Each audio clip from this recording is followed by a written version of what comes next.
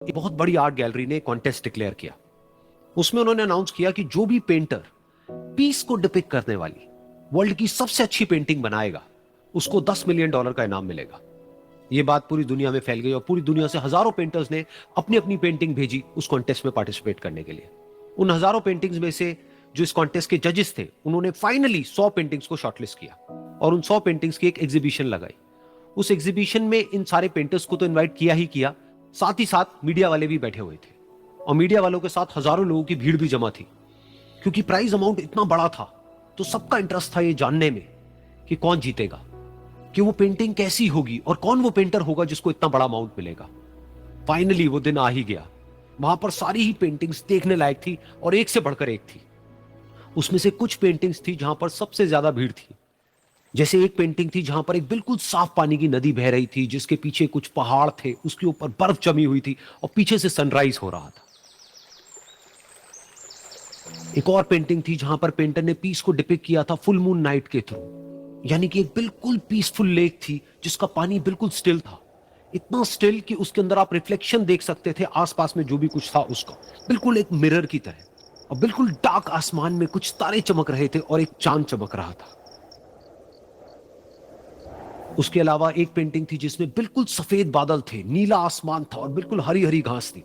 यानी कि सारी ही पेंटिंग्स ऐसी जिसको देख करके ही मन शांत हो जाए। तो कॉन्टेस्ट बहुत ही टफ था क्योंकि सारी पेंटिंग्स एक से बढ़कर एक थी। तो जजेस के लिए शॉर्टलिस्ट करना कि कौन सी पेंटिंग बेस्ट है, that was very very difficult. लेकिन वो मोमेंट आ ही गया जब जजेस ने अपना माइंड मेकअप कर लिया और एक पेंटिंग को इन सारी पेंटिंग्स में से सिलेक्ट कर लिया और उस पेंटिंग को एक बड़े से कर्टन के पीछे रख दिया। सामने वो सारे पेंटर्स बैठे हुए थे, मीडिया वाले थे और हजारों लोगों की भीड़ थी। सबकी क्यूरियोसिटी बढ़ती चली जा रही थी क्योंकि अमाउंट बहुत बड़ा था। लेकिन जैसे ही वो पर्दा हटा और सामने से सबने उस पेंटिंग को देखा तो सब हैरान रह गए। सब एक दूसरे की शक्ल देखने लगे। किसी को कुछ समझ नहीं आ रहा था कि एक्चुअल में हो क्या रहा है, क्योंकि वो पेंटिंग जो वहां पर दिख रही थी वो दूर दूर तक शांति को डिपिक्ट नहीं कर रही थी। तो सबको लगा कि शायद उस आर्ट गैलरी से कोई गलती हुई है या जजेस से कोई गलती हुई है और किसी गलत पेंटिंग को वहां पे रख दिया है। तो कुछ पेंटर्स एक साथ गए, जाकर के उस आर्ट गैलरी के ओनर से मिले और जाकर के उससे पूछा कि क्या ये कोई गलती है, गलती से कहीं कोई गलत पेंटिंग तो आपने वहां पे नहीं रख दी है। तो आर्ट गैलरी वाला थोड़ा सा मुस्कुराया और बोला नहीं, ये पेंटिंग बिल्कुल ठीक है, जजेस ने इसी पेंटिंग को सिलेक्ट किया है और यही पेंटिंग आज की विनर है। सारे पेंटर्स ये जवाब सुन करके गुस्से से भर गए और सबने मिल करके रिवोल्ट कर दिया। और ये देख करके सारे मीडिया वाले अपनी अपनी जगह से खड़े हुए और भागते हुए गए उस आर्ट गैलरी के ओनर के पास में और अपने अपने माइक्स उनके मुंह के आगे कर दिए।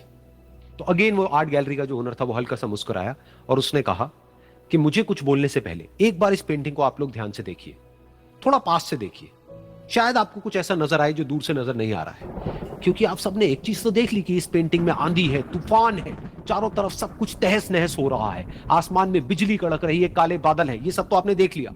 लेकिन एक चीज नहीं देखी कि इस पेंटिंग में एक घर भी है। उस घर में एक छोटी सी खिड़की है जहां पर एक आदमी खड़ा हुआ है।